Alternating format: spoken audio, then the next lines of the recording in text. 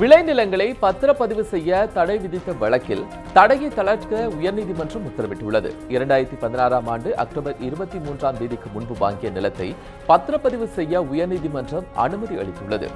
மேலும் விளைநிலங்களை வரைமுறைப்படுத்தாத ஒரு வாரத்திற்குள் நடவடிக்கை எடுக்க வேண்டும் என்றும் தலைமை நீதிபதி அறிவுறுத்தியுள்ளார்.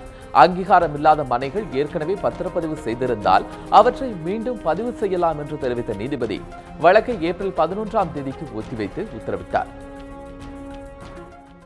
இன்று நீக்கப்பட்ட ஒரு மாடிஃபிகேஷன் ஆர்டரில் பொதுமக்களுக்கு பல பேருக்கு ஆயிரக்கணக்கான பொதுமக்களுக்கு நல்ல ஒரு வாய்ப்பாக அமையும்.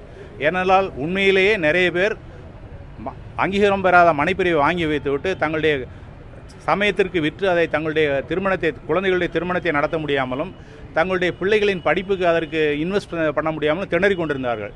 அதற்கு இன்று ஒரு பெரிய வரப்பிரசாதமாக இந்த இன்றைய தீர்ப்பு அமைந்தது.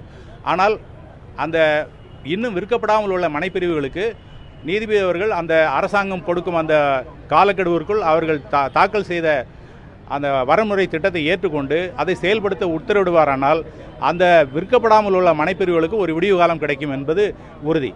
இனியும் வரும் காலங்களில் ரியல் எஸ்டேட் தொழில் வாழ்வதா சாவதா என்ற நிலைமை இருந்த காலத்தில் இன்றைக்கு பார்த்தீங்கன்னாக்கா ரீசேல் பண்ணலாம் அப்படின்னு போட்டிருக்காங்க. ஆனால் இன்னைக்கு தமிழ்நாடு முழுவதும் பார்த்தீங்கன்னாக்கா இன்னைக்கு லேஅவுட் ப்ரமோட்டர்களுடைய டெவலப்மெண்ட் காரணமாக தான் சின்ன சின்ன தொழிலாளிகளாம் சொந்த வீடு வாங்குற நிலைமை இருந்தது. ஆனால் அதுக்கு ஒரு கேள்விக்குறியாகவே இருக்கின்றது.